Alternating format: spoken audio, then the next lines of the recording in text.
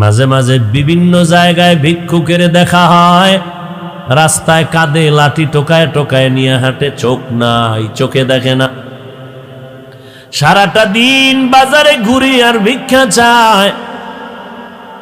বিভিন্ন বাস স্ট্যান্ডের মধ্যে, মসজিদ, বড় বড় মসজিদের বারান্দার মধ্যে দাঁড়ায় দাঁড়ায় ভিক্ষা করে আর বলে, আমি অন্ধ মানুষ, আমি চোখ দিয়ে দেখি না, আসমান কেমন, জমিন কেমন, তোমরা মানুষ কেমন, আমারে কিছু টাকা দেও, এই টাকা নিয়ে আমি ঘরে যাব, বাচ্চাদের, স্ত্রী পরিবারের মুখে খানার আয়োজন করো।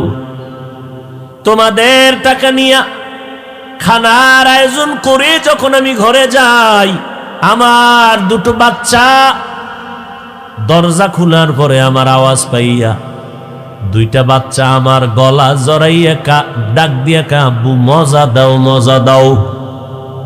আমি দুই পকেট থেকে দুইটা চকলেট বের করে যখন দেই, আমার বাচ্চাগুলো গালের মধ্যে চুমা খায় আর বলে, আব্বু তুমি কত সুন্দর, তুমি কত ভালো।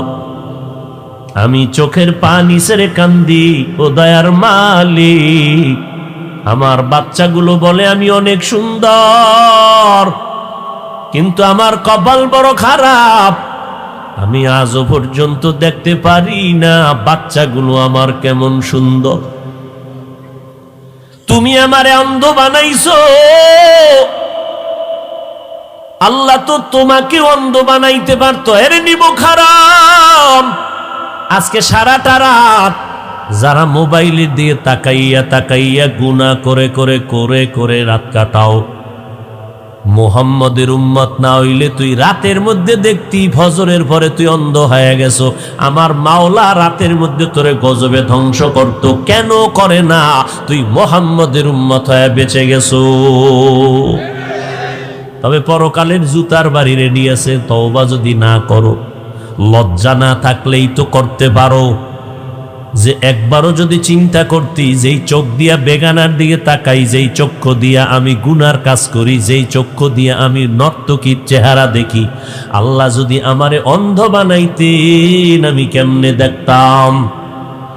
যেই হাত দিয়ে আমি জুলুম করি, আল্লাহ যদি আমার হাত না দিতেন কেমনে করতাম? যেই জিহ্বা নাড়াইয়া গালাগালি করি, যদি আমার জবান বন্ধ হয়ে যাইতো আমি কেমনে গালি দিতাম? আল্লাহ যদি আমার হাতটার আঙ্গুলগুলো না দিতেন, তাহলে আমি ফেসবুক নামের গজবের পৃষ্ঠায় কেমন করে আলেমের বিরুদ্ধে লিখতাম? এই নিমক হারাম, অকৃতজ্ঞ খোদার দুশ্মনেরা, যারা আলেমের বিরুদ্ধে লেখালেখি করো, মরার আগে তোর উপরে আল্লাহর গজব পড়বে, তুই শুধু টাইম গুনতে থাক। এই জমিনে আল্লাহ প্রমাণ যে আলেমের বিরুদ্ধে যাবে, এটাই তার নমুনা, ওর উপরে আল্লাহর অভিশাপ। ও আল্লাহ পাকের গজবের মধ্যে বান্দাদের একটা বান্দা যে আলেমের বিরুদ্ধে যায়। আর কারো বিরুদ্ধে লেখার সময় পাইলে না, লেখালেখি করো আলেমের বিরুদ্ধে, ইমামের বিরুদ্ধে, হুজুরের বিরুদ্ধে, কোরআনের বিরুদ্ধে, মাদ্রাসার বিরুদ্ধে। আল্লাহ হেদায়াত দান করুন। নেয়ামতের শুকর আদায় করো। আল্লাহ 5টা আঙ্গুল দিছেন, এক একটা আঙ্গুলে 4টা করে দাগ দিয়া দিলেন তসবিহ। বান্দা নামাজ পড়বি 5 বেলার, নামাজের সালামটা ফিরাইয়া মাত্র 2 মিনিট লাগবে। 33 বার সুবহানাল্লাহ পড়বি, ডান হাতের আঙ্গুলের কর গুনে গুনে সুবহানাল্লাহ সুবহানাল্লাহ। 33 বার আলহামদুলিল্লাহ পড়বি, 34 বার আল্লাহু আকবার পড়বি, ডান হাতের হক আদায় হয়ে যাবে। আল্লাহ 2টা চক্ষু দিছেন নাপাক দেখার জন্য না, বেগানাতে তাকাইয়া জিনার গুনাহ করার জন্য দেয় নাই। আজকে চেহারাটা দেখো না রে বাবা, আয়নার সামনে নিয়ে দেয়। 40 বছরের আগে তোর চেহারায় কোনো ক্রিম লাগবে না, পাউডার লাগবে না, চেহারা ঝলমল করবে আমার, কারণ আমার আল্লাহ পুরা বডির মধ্যে চেহারাটা কুদরতের হাত দ্বারা বানায় দিছে। দেখো না, শীতের মধ্যে, গরমের মধ্যে হাত মোজা পাও মোজা লাগাইয়া পুরা শরীরটারে পোশাক দিয়া ঢাকিয়া মাত্র চোখ 2টা খোলা রাইখা বের হয়ে গেলাম। যত ধুলা বালু চেহারায় বডির মধ্যে যায় না, পোশাক পর্দা। যত বৃষ্টি পড়ে সব বডির মধ্যে, চেহারায় লাগে, বডিতে তেমন লাগে না, পোশাক দিয়ে কাবার দিয়ে লাগানো। কিন্তু মাওলার কুদরত তাকায়া দেখ, গোসলখানায় যখন ঢুকতে যাও, ও বান্দা নজর করে দেখবা, তোমার জামা কাপড় খুলবা, শরীরে 1000 বালতি পানি দাও, সাবান না দিয়া ডলা না দিলে, তোমার মেসেজ না করলে শরীরের ময়লা যায় না, অথচ পোশাক দিয়ে আটকায় রাখছো। কিন্তু যেই চেহারাটা খুলিয়া রাখছো, এত ধুলাবালু গরম রৌদ্র লাগলো, এই দেয় সাবান লাগবে না, হালকা পানি দিয়ে একটু মেসেজ করে নাও, একটু বিন্দু ময়লা থাকবে না। এটা কোনো ক্রিম লাগবে না, বিউটি পার্লার লাগবে না। তোর চেহারা কালা হইলেও মানুষ পাগলের মতো দেখবে তাকায়া, আল্লাহ আকর্ষণ দিয়েই দিছেন জন্মসূত্রে। কিন্তু তোর চেহারার মধ্যে আকর্ষণ নাই কেন? 25 বছরের যুবক তুই, 30 বছরের যুবক, তোর চেহারা দিয়ে তাকাইলে মায়া হয় না কেন? তোর চেহারার উপরে আল্লাহর লানত, তোর চেহারার উপরে ফেরেশতাদের লানত, তোর মা বাবার অভিশাপ। চরিত্রহীন তুই গুনাহ করে করে করে করে চেহারা নষ্ট করে ফেলেছো। পৃথিবীর কোন মেডিসিন আর মরার আগে তোর চেহারা ভালো করতে পারবে না। তুই বিউটি পার্লারে যাবি, ওইগুলো দিবি, চেহারা আরো নষ্ট হবে। এই সমস্ত মেডিসিন দিয়া চেহারা যদি ভালো করা যাইতো, তা কালা মানুষ দুনিয়াতে একটাও থাকতো না। থাকতো? বরং ওই সমস্ত আলকাতরা, ময়দা এডি লাগানোর পর রৌদ্র লাগলে গজব শুরু। কঠিন।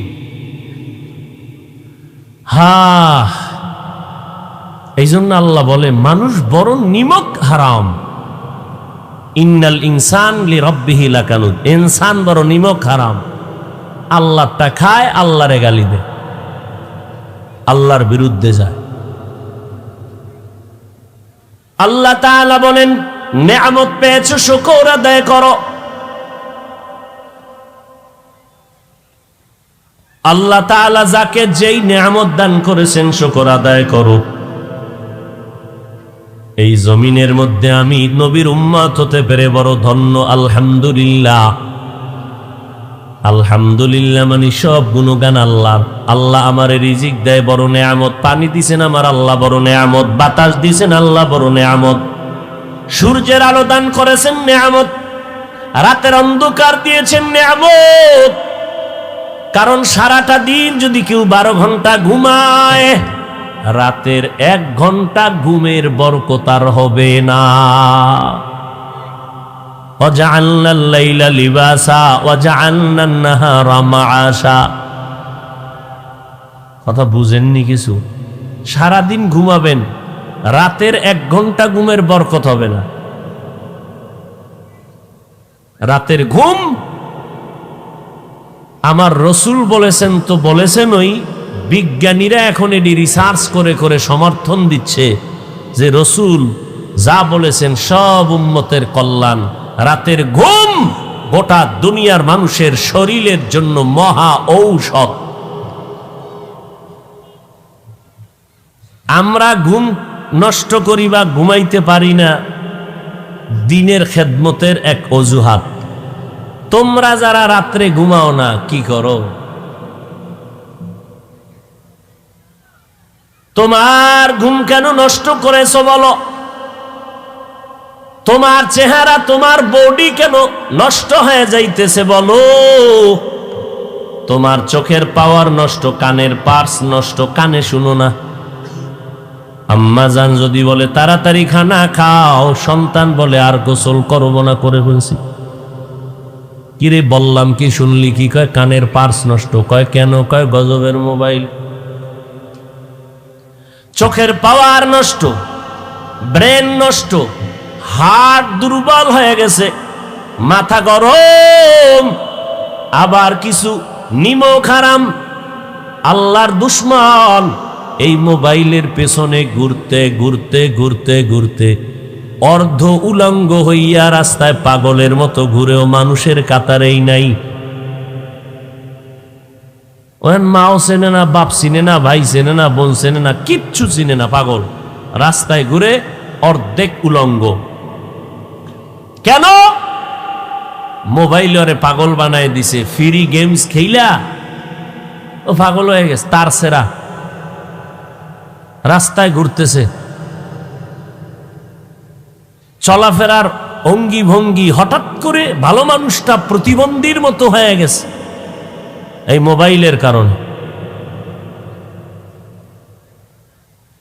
এই যে ফ্রি গেমস খেলিয়া বহু যুবক পাগল হয় নাই?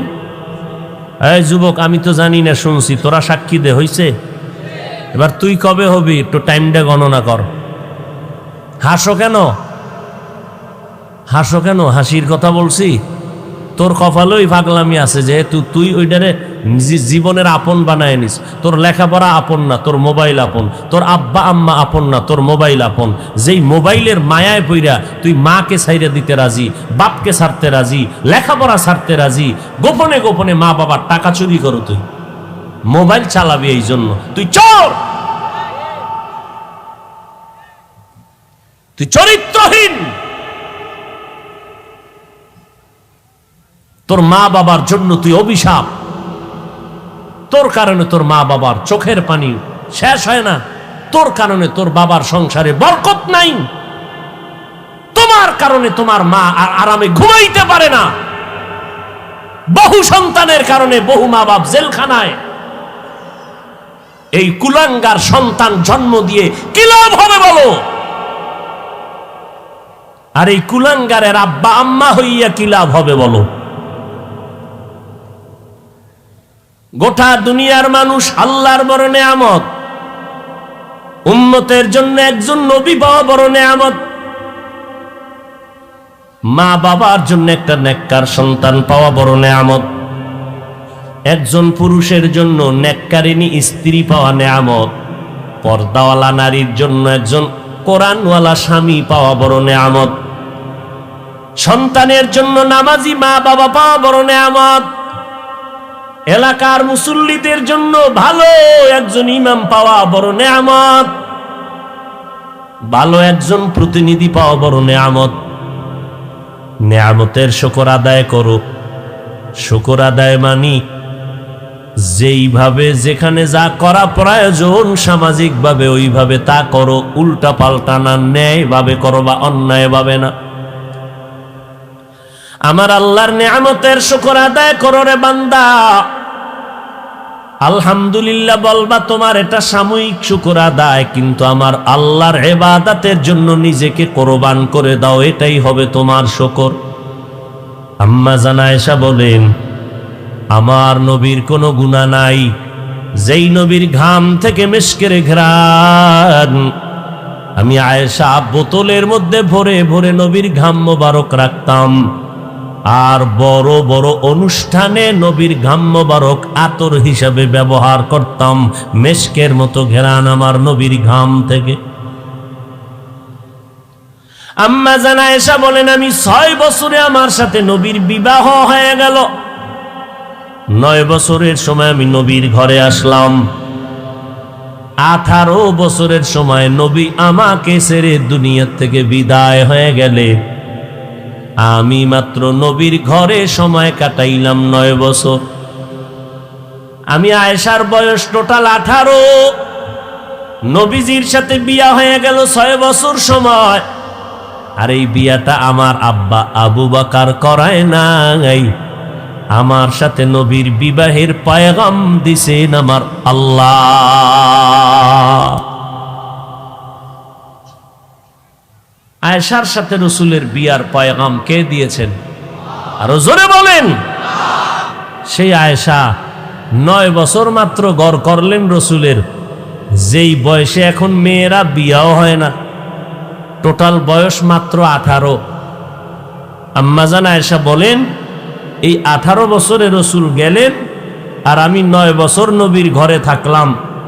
এই 9 বছরে নবীর সোহবতে কি বরকত পেয়েছি! 2000-এর উপরে হাদিসের হাফেজা হয়ে গেছি আমি।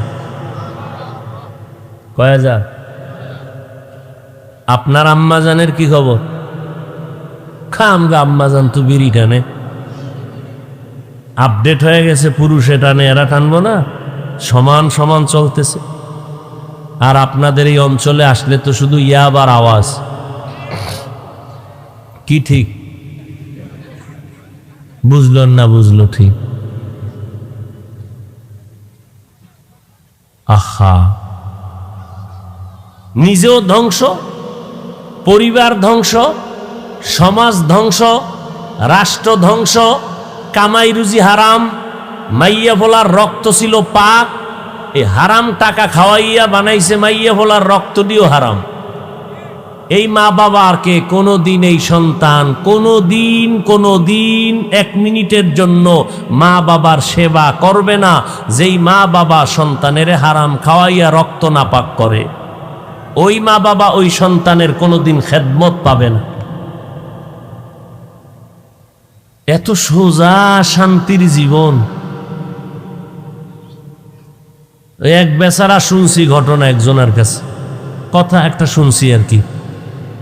কি কয় যে এক বেচারা একজন বড় বুজুর্গ পাইছে, তো ভাইয়া এখন বুজুর্গ কয়, এই তুমি হুজুর একটু দোয়া চাই। তো কি দোয়া চাও?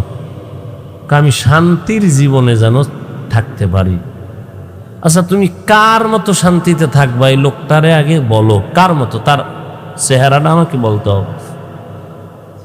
এখন এই লোক গেছে কই ভাই, কার মতো অমুক খুঁজতেছে, খুঁজতে পাইছে রাস্তার মধ্যে একজনে বয়ে বয়ে বিড়ি টানতেছে। কি ব্যাপার? কয় ভাই আমি আপনার মতো এইরকম যে দিব্যি আরামে বিড়ি টানতেছেন, কোনো টেনশন নাই, আপনার মতো হতে চাই। তওবা কর, আমার মতো অশান্তিতে জমিনে কেউ নাই। কেন? গরু একটা কিনছি মরে গেছে, আনছি ঋণ হে আদায় করতে পারি না, ঘরের মধ্যে হোমানে গালাগালি, না বউ শান্তি দেয়, না মাইয়া বলায়, না পাওনাদার, আবার হাঁটতে হাঁটতে গেছে। এরকম বহু লোক দেখে এক জায়গায় গিয়ে একদিন সকালবেলা দিয়ে দেখে সূর্য উঠিয়া আলোকিত হয়ে গেল, সূর্যের কিরণ ঘরে যখন পড়ে গেল ঝিকমিক করতেছে। এক বেচারা বারান্দায় দোতলায় বিল্ডিংয়ের পায়ের উপরে পাও ফালায় পত্রিকা পড়ে আর বিড়ি টানে। এবার ওর নিচে সালাম দিছে, কি ব্যাপার? আপনার সাথে আমার পার্সোনাল একটু কথা। কি বিষয়? বিষয় তো সামনে। এরপর গেল, আমি একটু দোয়া চাইছি, এক বড় আল্লাহওয়ালা, কার মতো শান্তি চাই খুঁজতে আপনারই আমি বহুত চিন্তা করে পাইলাম, আপনার মতো শান্তিতেই জমিনে কেউ নাই। দোতলায় বইয়া পায়ের উপরে পাও ফালাইয়া পত্রিকা পড়েন আর বিড়ি টানেন। এত সুন্দর বাড়ি, তাজমহল। ওই বেচারা কয় ভাই 13 বার ইস্তেগফার পড়বা, কারণ আমার মতো অশান্তিতে জমিনে কেউ নেই। বলে কেন? কয় আমার স্ত্রী পৃথিবীর শ্রেষ্ঠ সুন্দরী, তাই তো শান্তি। সন্তান বলে অনেক সন্তান, বাড়ি সুন্দর, টাকা পয়সা বলে জমিন টমিন সব আমার, কিন্তু ভিতরের জ্বালায় আমি মরে যাই। কি কি যে আমার সন্তানটি দেখো, এটি টাটকা হারাম জাদা, একটাও আমার না। বলে কেন? আমার স্ত্রী অসুস্থ হয়ে গেছে, ওই সময় আমি ভালোবাসার আওয়াজ দিলাম, স্ত্রী বলে আমি মরে গেলে তুমি বিয়ে করবা। না করুম না। প্রমাণ কি? এই প্রমাণ করতে যাইয়া এমন ধরা খাইছি যে আমি আমার যৌবনকে নষ্ট করেছি। স্ত্রীকে প্রমাণ করে দেখাইলাম তুমি মরলেও বিয়ে করুম না। আল্লাহর কুদরত, স্ত্রী সুস্থ হয়ে গেছে। না আমার তো যৌবন শেষ। এবার সন্তান যা স্ত্রী নিয়েছে সব হারাম পদ্ধতিতে নিয়েছে, আমার থেকে একটাও না। তাহলে শান্তি বড় কঠিন জিনিস। একটা মানুষ নাই যার পেরেশানি নাই, একটা মানুষ নেই। বরং যে যত টাকাওয়ালা তার পেরেশানি তত বেশি, তার মুসিবত তত বেশি। এর মধ্যে বসিয়াও যদি কেউ আল্লাহর শুকর আদায় করে, আল্লাহ নিয়ামত বাড়ায় দিবেন। বাড়ানোর অর্থ কি? আল্লাহ তাকে জান্নাতের পথে নেক আমল করা আসান করে দিবেন। আর এই দুনিয়াতে যত নিয়ামত আছে, সব নিয়ামতের মধ্যে শ্রেষ্ঠ নিয়ামতের নাম হলো দ্বীনের হেদায়াত। বাড়ি পাইলাম, গাড়ি পাইলাম, টাকা পয়সা সব পাইলাম, হেদায়াত পাইলাম না, কিছুই পেলাম না।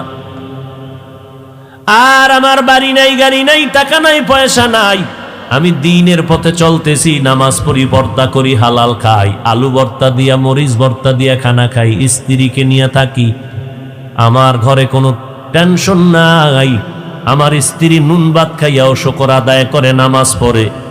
আমি যখন কাজে যাই, আমার স্ত্রী ঘুমায় না, নামাজ পড়ে পড়ে আমার জন্য দোয়া করে, ও আল্লাহ আমার স্বামীর কামাইয়ের মধ্যে বরকত বাড়ায় দাও, তুমি চলার পথে হেফাজত করো, আমার সম্পদগুলো আমার স্ত্রী হেফাজত করে, আমার সন্তানগুলোকে লালন পালন করে, আদর্শওয়ালা বানায়। আমি আল্লাহর শুকর আদায় করি, আমার মতো শান্তিতে কেউ নাই, কারণ আমি বাড়ি গাড়ি টাকা পয়সা যদিও পাই নাই, আমি আল্লাহর হেদায়াত পেয়েছি। আর এক বান্দা বাড়ি গাড়ি টাকা পয়সা সব আছে, কিন্তু হেদায়াতের পথে নাই। স্ত্রীর হাতের রান্নাটা পর্যন্ত স্বামী খাইতে পারে না, কারণ চৌধুরী বংশের মাইয়া, আগুনের কাছে গেলে চেহারা ঝলসে যাবে, কালার ডিসকালার হয়ে যাবে। এই জন্য চৌধুরী বংশের মাইয়া কয়, আমি পাকাইয়া তোমারে খাওয়াইতে পারবো না, কাজের মাইয়ার হাতের রান্না খাইয়া মরো। যেই কাজের সন্তান পবিত্র পরিচ্ছন্ন অবস্থায় থাকে না, হয়তো কাজের সন্তান রান্না করে দিবে, না হয় হোটেল থেকে এনে খাবে। অথচ আলহামদুলিল্লাহ, যারা নেককারিনী স্ত্রী নামাজি বান্দি পাইছেন, এমন আল্লাহর বান্দা সেজদায় পড়ে শুকর আদায় করে নেয়, স্ত্রী নামাজ পড়িয়া রান্না করে, আলহামদুলিল্লাহ।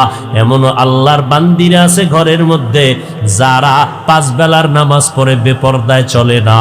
ও পর্দার আড়ালের আম্মা জানেরা, আপনাদের ভাগ্য কত ভালো, আপনাদের মর্যাদা কত বেশি।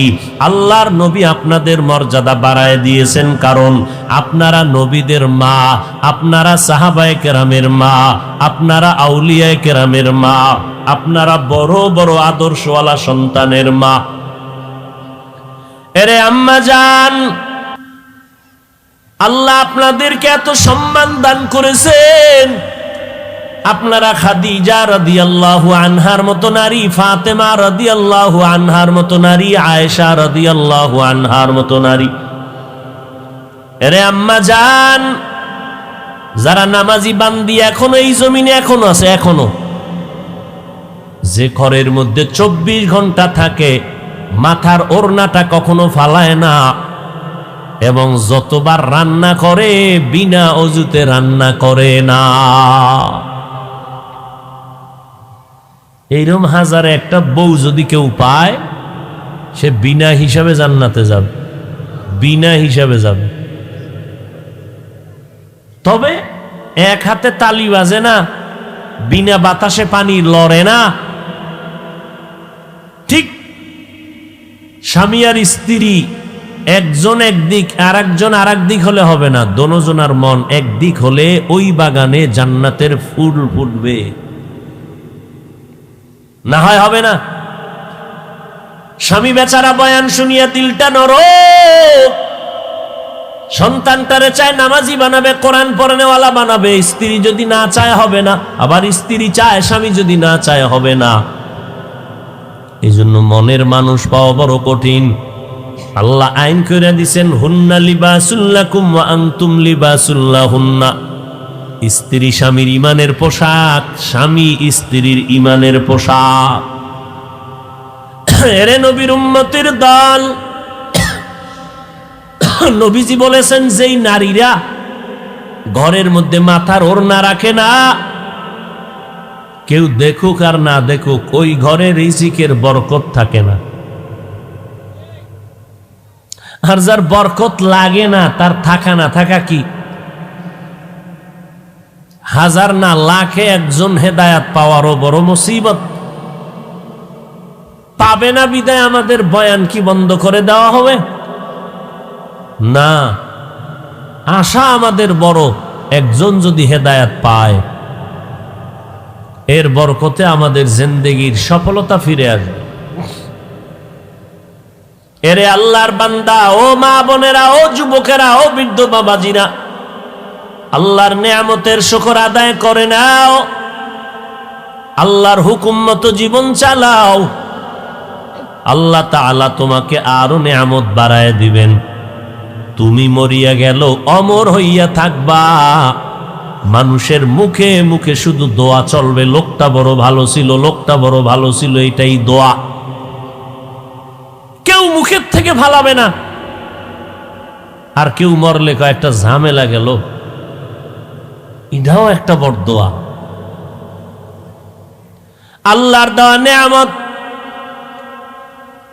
জবানের হক আদায় করো, কানের হক আদায় করো, চোখের হক আদায় করো, পায়ের হক আদায় করো, মা বাবার হক আদায় করো, ভাইয়ের হক, সন্তানের হক, স্বামীর হক, স্ত্রীর হক আদায় করো রে বান্দা। এরে আম্মা জান, সংসার জীবনটাকে জান্নাতের বাগান দিয়ে সাজাইতে হলে স্বামী আর স্ত্রীর দুজনের এক মন লাগবে। তবে তুলনামূলক স্ত্রী একজন ভালো যদি হয়, স্বামী একটু আঁকা বাঁকা থাকলেও স্বামীকে ভালো রাস্তায় নেওয়া সম্ভব। কেমনে? আপনি চাকরি করেন, বেতন 20,000, মাস শেষ বেতন নিয়ে গেলেন 22,000। স্ত্রী যদি জিগায়, স্বামী 2,000 বেশি কেন? قال النبي صلى الله عليه وآله وسلم حب الدنيا رأس كل خطيئة। দুনিয়ার লোভ, ভালোবাসা সব ধ্বংসের কারণ। সাউন্ডটা ডাউন হলো কেন? উপরে উঠাও। দুনিয়ার লোভ সব ধ্বংসের কারণ। যত মানুষ দেখেন লাইনচ্যুত হয়ে গেছে সারা দুনিয়ায়, কিসের লোভে বলেন? জোরে বলেন। হযরতে আলী রাদিয়াল্লাহু তাআলা আনহু বলেন, আদ-দুনিয়া জিফাতু ওয়া তুল্লাবুহা কিলাব, অথবা দুনিয়া জিফা ওয়া তালিবুহা কিলাব। হযরতে আলী এক সময় রসুলের আপন লোক, চাচাতো ভাই, পরে সাহাবী, পরে জামাতা, যিনি 7 থেকে 12 বছরের মাঝখানে এসে রসুলের হাতে হাত দিলেন। নবীজি কলিজা ভরে দোয়া করলেন, আনা দারুল হিকমাহ ওয়া আলিয়ুন বাবুহা, আমি মুহাম্মদ ইলম হিকমতের ঘর, আর এই ইলম হিকমতের ঘরের দরওয়াজা আমার আলী। সে হযরতে আলী রাদিয়াল্লাহু আনহু বলেন, দুনিয়া একটা মৃত জন্তুর মতো, এর পেছনে যারা দৌড়ায় এরা কুকুরের মতো। একটা গরু যদি মরে যায়, এগুলো খাওয়ার জন্য মূলত 3 শ্রেণীর প্রাণীরা পাগল পাড়া হয়ে যায়। খুব খেয়াল করেন, মৃত জন্তু চতুষ্পদ, এগুলো খাওয়ার জন্য কয় শ্রেণীর প্রাণীরা পাগল? শিয়াল, শকুন আর কুত্তা। শিয়াল, শকুন, কুত্তা। হযরতে আলী শিয়ালের কথা না বললে দুনিয়াদারদেরকে কুকুরের সাথে তুলনা দিলেন, শকুনের সাথে না দিয়া। কারণ কি? এর কারণ হলো, দুনিয়া লোভীরা যেই পরিমাণ দুনিয়া দুনিয়া করে পাগল পারা থাকে, অল টাইম নামাজে দাঁড়াইলেও দুনিয়া, ঘুমের মধ্যেও দুনিয়া। এই লোকগুলো শিয়ালের মতো না, এই শকুনের মতো না। কিসের মতো? কুকুরের মতো। বলে কারণ, শকুনে এই মৃত জন্তু দিনের বেলা খায়, রাতে রেস্ট নেয়। শিয়ালে বলেন না কেন, রাতে খায়, দিনে কুত্তা দিনেও খায় রাতেও খায়, অল টাইম পাগল। আর খায় কি? নিজে সব খেতে চায়, শেষে নিজে মোটেও পায় না। এই দুনিয়া দুনিয়া দুনিয়া যারা করে, এরা দিনেও খায় রাত্রেও খায়, ঘুমের মধ্যেও দুনিয়া, হাঁটতে চলতে সর্ব অবস্থায় দুনিয়া। শেষ পর্যন্ত এই দুনিয়া দুনিয়া কইরা ওর ডানে বামের বন্ধুরা সব খায়, ও নিজে কিছুই পায় না। কি 10 তলা বিল্ডিংওয়ালা, বিল্ডিংই কামাই করলো বানাইয়া, এখন কলাপাতা বিছায় জঙ্গলে ঘুমায় কেন? হারামে কি নাই? আরাম নাই। তাহলে দুনিয়া লোভীরাই আখেরাতের বিরুদ্ধে, ইসলামের বিরুদ্ধে, আল্লাহ রসুলের বিরুদ্ধে, কোরআনের বিরুদ্ধে অবস্থান নেয়। দুনিয়া লোভীরাই আহলে হকের বিরুদ্ধে চলে যায়, আলেমদের বিরুদ্ধে যায়।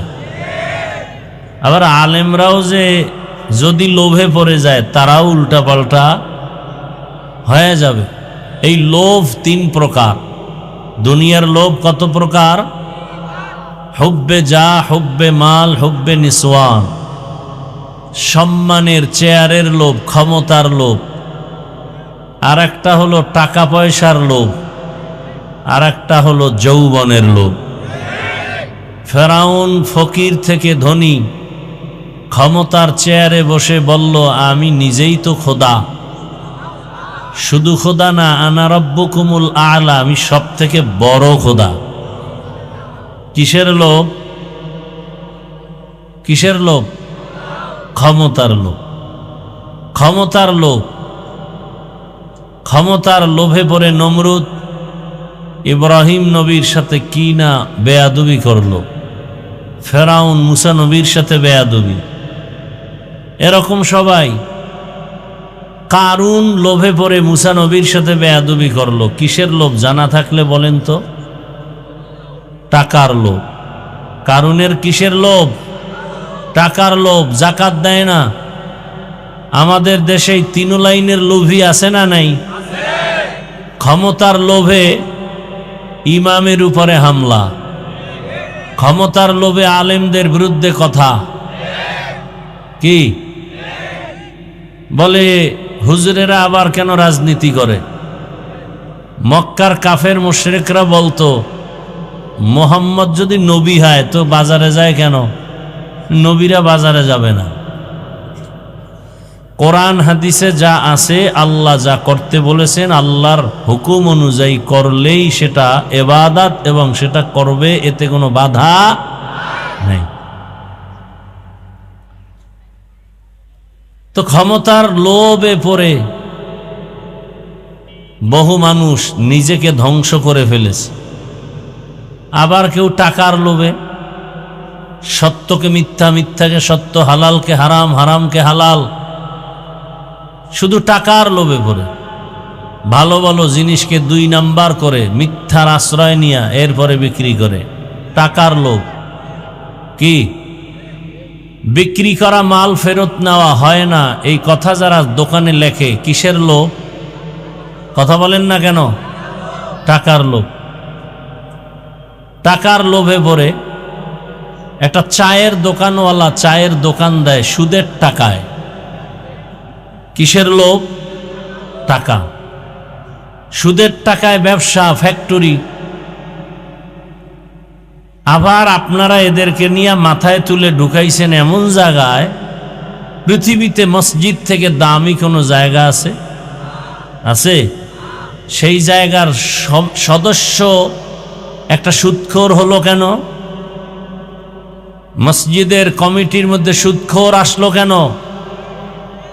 যেই সুদখোর অল টাইম তার মা, আপন মায়ের সাথে জিনার গুনায় লিপ্ত, যেই সুদের সাথে জড়িত বান্দার নামাজ, রোজা, হজ, যাকাত কিছুই কবুল হবে না, সে মসজিদের মতো জায়গার দায়িত্বে আসলো কিভাবে?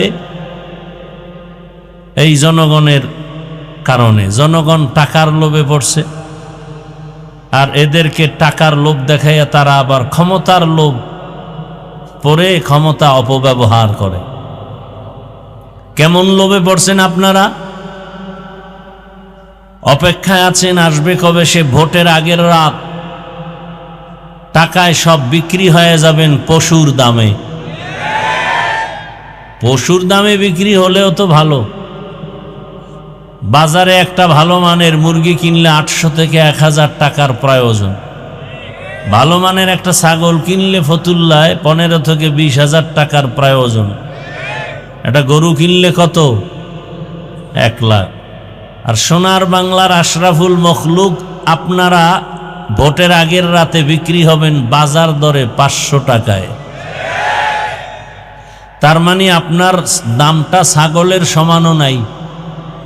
কি বুঝলাম? যে আপনি ছাগলের থেকেও খারাপ, আপনি গরুর থেকেও খারাপ, আপনি শূকর থেকেও খারাপ, আপনি কুকুর থেকেও খারাপ।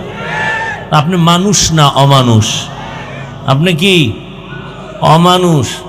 যেই চোরারা শ্বশুর বাড়ির থেকে যৌতুক খায়, ওরা আজীবন বউয়ের গোলাম হয়ে থাকে, কথা বলতে পারে না। এই নেতা ফেতা গো টাকা খাইয়া এরপরে এগো আল্লাহর ঘরের মধ্যে ঢুকানো হলো। ঢুকাইছে ভালো, মসজিদ মেরামত করবে, এরা ইমাম আলেমদের উপরে মাস্তানি করে। আর আপনারা তাকায় তাকায় মজা নেন না। এটা অমানুষের কাজ, মানুষের কাজ না। মানুষ কখনো টাকায় বিক্রি হয় না। টাকায় বিক্রি হয় পশু আর অমানুষ। আপনি ভোট দিবেন, ভালো কথা, যাকে মনে চায় দিবেন হিসাব করে। সেখানে টাকা নিবেন কেন? আপনাকে ভোট দিতে বলে কেন? ভোট দেওয়ার প্রয়োজন কি আপনার? এই হারামখুরি করে ভোট দিয়া লাভ কি? কিছুদিন পরে আবার দেখেন না, মাইয়ের উপরে হামলা, বউয়ের উপরে হামলা, চিল্লা চিল্লি করে, গাইবি আওয়াজ আসতেছে 500 টাকায় সব কিনে ফেলেছি। চিল্লাও কেন? তোর মেয়ে, তোর স্ত্রীর ইজ্জত সব আমরা কিনে ফেলেছি। এজন্য জনগণ ভালো হলে নেতারাও ভালো হয়, জনগণ হারামি হলে নেতারাও হারামি হয়।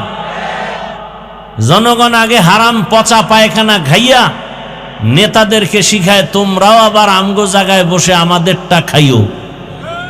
তাহলে নেতার দোষ কি? চেয়ারম্যানের গালি দেন কেন? চেয়ারম্যান তো আগে হারাম খায় নাই, আপনারা খাইয়া ভোটের আগে তাকে শিখাইছেন। টাকার বিনিময়ে 1 নম্বরে যদি কেউ টাকা খেতে চান, আমার বয়ানে যে হেদায়েত তা তো না। যদি কেউ প্রার্থী থেকে টাকা খেতেই চান, যে আপনি হুজুরের কোনো তাবিজে ফিরবেন না, তাহলে আপনি বেশি খাবেন, জেনে শুনে খাচ্ছেন। নাম্বার 2, ওয়াদা করবেন যেই চোরারা টাকা দিবে ওদেরকে ভোট দিবেন না। পারবেন? পারবেন? ওরা 2 নম্বর, 1 নম্বর নয়। আমাদের কাছে দোয়া চায় 13 প্রার্থী, এমপি হবে কয়জন? 13 জনে দোয়া চাইতেছে, 13 জন এমপি হবে? হ্যাঁ, কি দোয়া করবো? আল্লাহ যার দ্বারা দেশের উপকার হবে, জাতির কল্যাণ হবে, ইসলামের উপকার হবে, তাকে বিজয় করো। কি এর থেকে আর ভালো দোয়া আছে? কিন্তু ইসলামের নাম নিয়ে যেন কেউ ভণ্ডামি করার সুযোগ না পায়। বিবেক দিয়া কাজ করবেন। 2 নম্বর লোকেরে দিবেন না। 2 নম্বর কারা? দুনিয়া লোভী যারা, দুনিয়া লোভী যারা। আল্লাহ হেদায়াত দান করুন। তাহলে এই দুনিয়া লোভীরা আল্লাহর হুকুম অমান্য করে দুনিয়াতে অন্যের হুকুম মানে, নেতার হুকুম, মা বাবার হুকুম। এক কথায় আল্লাহকে বেজার করা যাবে না। প্রশ্ন হলো বেজার করা যাবে না কেন? বলে দুনিয়াতে আল্লাহকে বেজার করে কাকে খুশি করবা? যাকে করবা সে স্বার্থপর, চান্দাবাজ আর ধান্দাবাজ।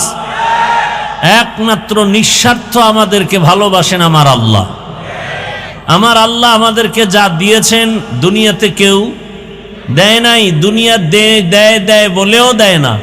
আর যতটুকু দেয় তা খোঁটা দিয়া ধ্বংস করে দেয়। আর আমার আল্লাহ দেওয়ার দরজা অল টাইম খুলে রাখছেন, অল টাইম। রাতের গভীরে তুমি আল্লাহকে ডাকবা, আল্লাহ বলেন লাব্বাইকা ইয়া আবদি। 1 সেকেন্ডের জন্য দরওয়াজা বন্ধ নাই। সমুদ্রের মাঝে গিয়া যদি ডাক দাও ইয়া রব, আমার আল্লাহ সেখানেও জবাব দিবেন লাব্বাইকা ইয়া আবদি। আমার আল্লাহকে মহিলারাও ডাকলে জবাব দিবেন, পুরুষেরাও ডাকবে জবাব। এমন কি কোনো বিধর্মীয় যদি আল্লাহকে ডাকেন আল্লাহ জবাব দেন। এক আল্লাহর বান্দা মূর্তি পূজা করে, একটা মূর্তি সামনে নিয়ে সানাম সানাম সানাম বলে জিকির করে। হঠাৎ তার অজান্তে জবান থেকে সানাম শব্দ বের হওয়ার পরিবর্তে বের হয়ে গেল সামাদ, আল্লাহুস সামাদ। এত বছর যে সনম সনম বলে ডাকছে কোনো আওয়াজ নাই, আজ সমাদ শব্দ যখন বের হয়ে গেল সাথে সাথে গাইবি আওয়াজ লাব্বাইকা ইয়া আবদি। আল্লাহর বান্দা বলেন এত বছর আমি সানাম সানাম বলে ডাকলাম, কোনো জবাব নাই। আজ আমার জবান থেকে সমাদ শব্দ বের হলো, জবাব আসলো কে আপনি। আবার জবাব আসলো আনা রব্বুক, আমি তোমার রব। আমি অপেক্ষায় ছিলাম কখন তুমি আমাকে রব বলে ডাকবা, আল্লাহ বলে ডাকবা, আমার দরজায় ফিরে আসবা।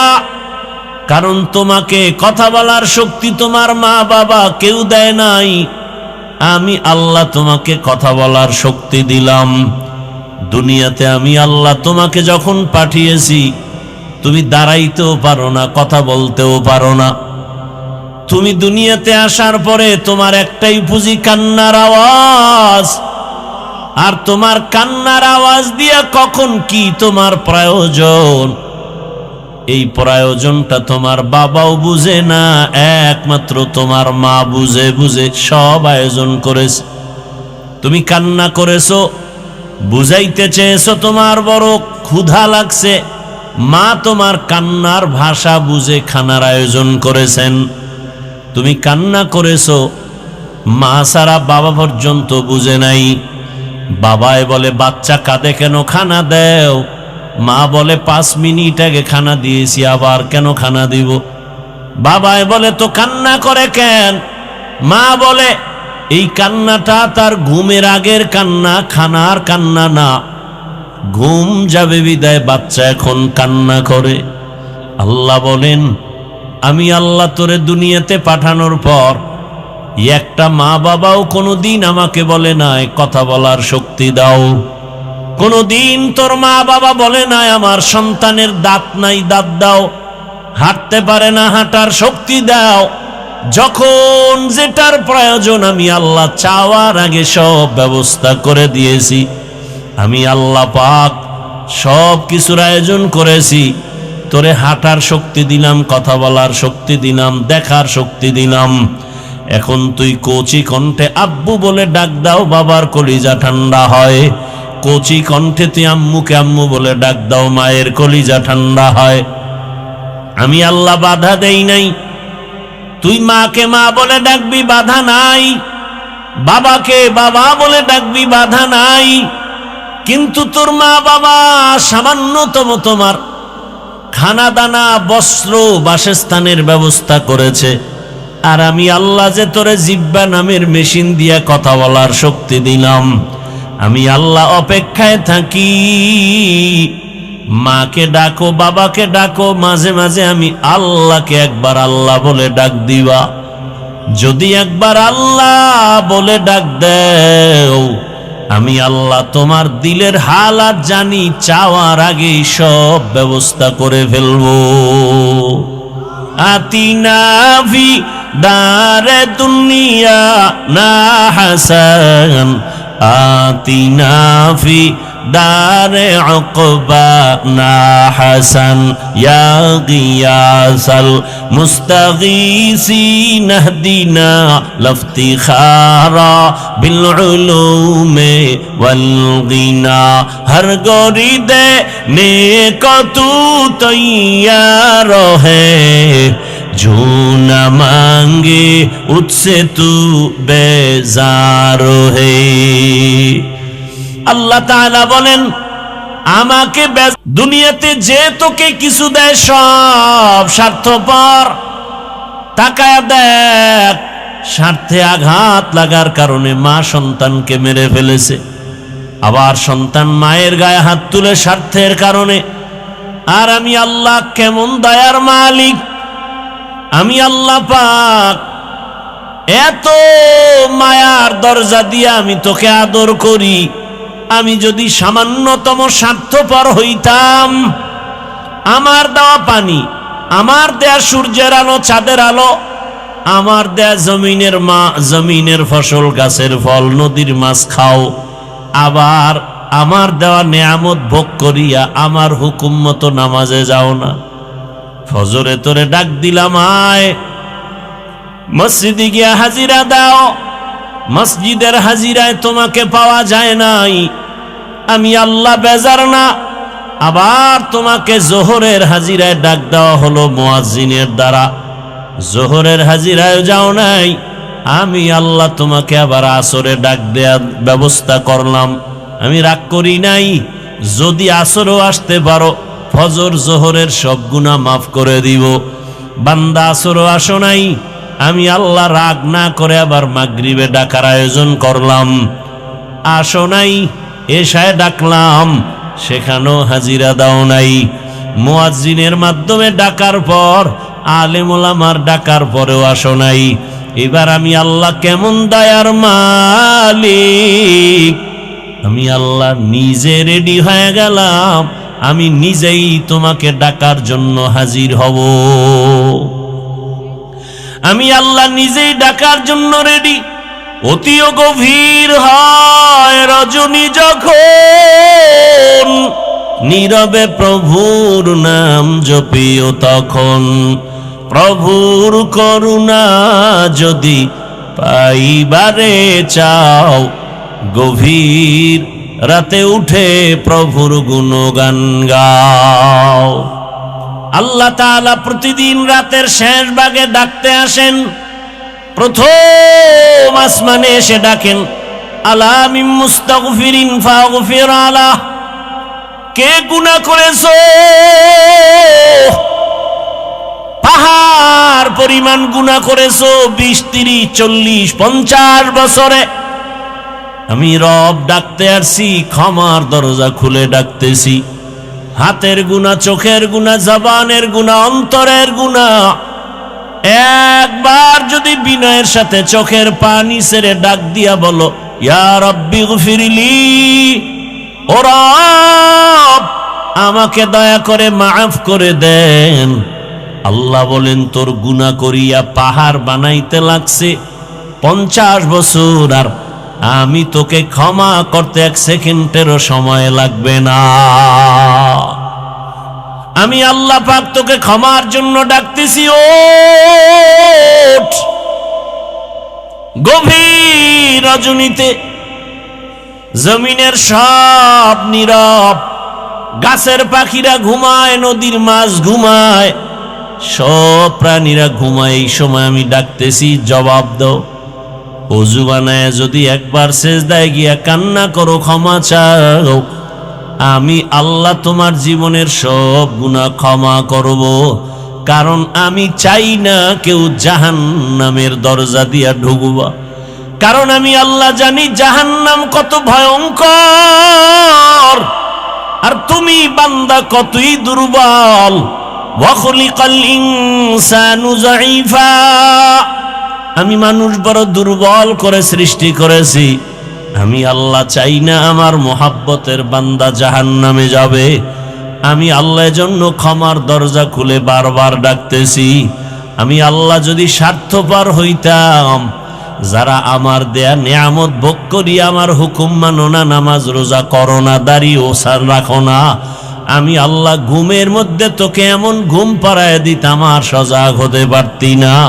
আমি আল্লাহ চাই না তুমি গুনাহ নিয়ে আমার আদালতে আসবা।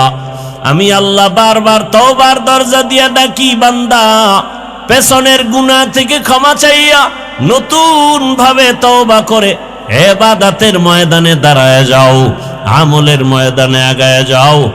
আর তওবা করো, নামাজ ছাড়বা না, বেপরদায় চলবা না, আল্লাহর হুকুমের বাহিরে চলবা না। তওবা করে যদি আর আল্লাহর রহমতের দরজায় যদি দাঁড়াইতে পারো, আমি আল্লাহ তোমার জীবনের সব গুনাহ মাফ করে দিব। আল্লাহ বলেন, আমি আল্লাহ তো তোমার খানার আয়োজন করেছি, তোমার ঘুমের আয়োজন করেছি, তোমার চলাফেরার আয়োজন করেছি। ও বান্দা, আমি আল্লাহ তোমার যা প্রয়োজন ব্যবস্থা করে দিলাম।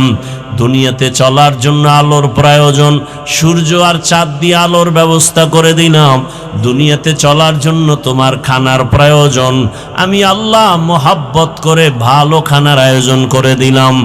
খানা তো আমি পিপিলিকারেও দেই, গর্তের সব প্রাণীর খানা আমি দেই, নদীর মাছের খানাও আমি দেই, জঙ্গলের প্রাণীর খানাও আমি দেই। কিন্তু বান্দা তোমার খানাটা আলাদা পিওর করে বানিয়েছি। বান্দা তুমি ভাত খাও, চালটা আমি কাভার করে দিলাম, রুটি খাও, গমটাও কাভারে আটকায় দিলাম, যাতে তোমার কোনো দূষিত কিছু বাহির থেকে প্রবেশ করার সুযোগ না পায়। স্বচ্ছ পানির প্রয়োজন, পানি দিলাম, ময়লা ধুয়ে নাও। তোমার চাল আর রুটি রেডি, এখন খাওয়ার জন্য তোমার প্রয়োজন সবজি তরকারি, আমি আল্লাহ কুদরতের দ্বারা তরকারির আয়োজন করে দিলাম। তরকারিও রেডি, পাকানোর জন্য মশলা দরকার, আমি আল্লাহ কুদরতের দ্বারা তোমার মশলারও ব্যবস্থা করলাম। পেঁয়াজ রসুন সব নিয়ামত আল্লাহ দান করেছেন, কোনো দুনিয়াওয়ালারা দান করে নাই।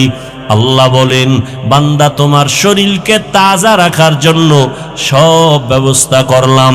তরকারি ভালো লাগে না, মাছ খাবা, মাছ কত ধরনের মাছ দিয়া দিলাম, খাও, কাবারে আটকায় দিলাম যেন ময়লা তোমার ভেতরে না যায়।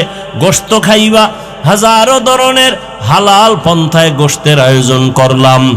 এত কিছু দিয়া আমি আল্লাহ তোমার থেকে কোনো টাকা চাই না, পয়সা চাই না। আমি চাই তুমি ব্যবসা করো, তুমি চাকরি করো, লেখাপড়া করো, সবগুলোকে তুমি ইবাদত বানায় করো। নবীর তরিকায় যদি করতে পারো, তোমার ব্যবসাটাও ইবাদত হবে। নবীর আদর্শ মেনে যদি ঘুমাইতে পারো, ঘুমটাও ইবাদত হবে। নবীজির আদর্শ মেনে যদি খানা খাও, ইবাদতে পরিণত হয়ে যাবে।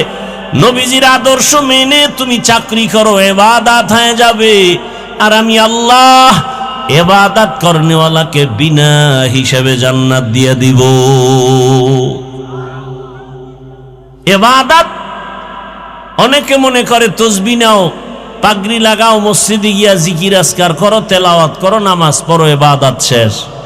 না, দুনিয়াতে তুমি যখন যা করবা সবগুলো রসুলের আদর্শ মতো করো, সব ইবাদত। আল্লাহ পাক সে নিয়ম পদ্ধতি কোরআনে রসুলের মাধ্যমে হাদিসে দিয়েছেন। পরিবার কেমনে চালাইবা, নবীজি নিজে প্র্যাকটিক্যাল দেখায় গেছেন, থিওরিক্যাল পদ্ধতিও কোরআন হাদিসে দিয়েছেন। পরিবার, সমাজ, রাষ্ট্র, সব বিষয় ইসলামের দিক নির্দেশনা আছে না নাই? আছে। মাইনা নবীর আদর্শ মতো চললেই সব কিছু তার ইবাদতে পরিণত হয়ে যাবে। আল্লাহ আমাদের বুঝার, আমল করার তৌফিক দান করেন। আরো আস্তে করে বলি, বিশাল আয়োজন, ইমাম সমাজ এই আয়োজন করেন প্রতি বছর। আল্লাহ তাদের এই আয়োজনে বরকত দান করেন, সারা দেশে খেদমতের জন্য কবুল করেন। শেষ দোয়া করে এরপরে আপনারা যাবেন, এর আগে যাবেন না তো এর মধ্যে আপনাদের কাছে রুমাল বা ব্যাগ নিয়ে যাবে। এই খেদমতের জন্য আপনারা বিসমিল্লাহ বলে পকেটে হাত দিয়া 1000, 500, 100 যা পারি দান করলে হায়াত বাড়ে, মুসিবত দূর হয়। দান করলে রিজিকে বরকত বাড়ে, কবরওয়ালাদের আযাব মাফ হয়। বিসমিল্লাহ বলে পকেটে হাত দেন সবাই, উঠা বসা করবেন না, ধারাবাহিক আলোচনা চলতে থাকবে। সবাই পকেটে হাত দেন, দায়িত্বশীলরা নেমে যান। স্বেচ্ছাসেবকরা দ্রুত নামেন, যারা দিব দ্রুত দেই, পকেটে হাত দেই, সবাই বিসমিল্লাহ বলে, যা পারি সাধ্য মতো দেই। আল্লাহ সবার দান কবুল করেন, হায়াতে ইজ্জতে রিজিকে আল্লাহ বরকত দান করেন, কবরওয়ালাদেরকে জান্নাত দান করেন। স্বেচ্ছাসেবকরা দ্রুত হাঁটেন, আল্লাহ মাহফিল শেষ পর্যন্ত কবুল করেন। সুবহানাল্লাহি ওয়া বিহামদিহি, সুবহানাকাল্লাহুম্মা বিহামদিকা, আশহাদু আল্লা ইলাহা ইল্লা আনতা আস্তাগফিরুকা ওয়া আতুবু ইলাইক।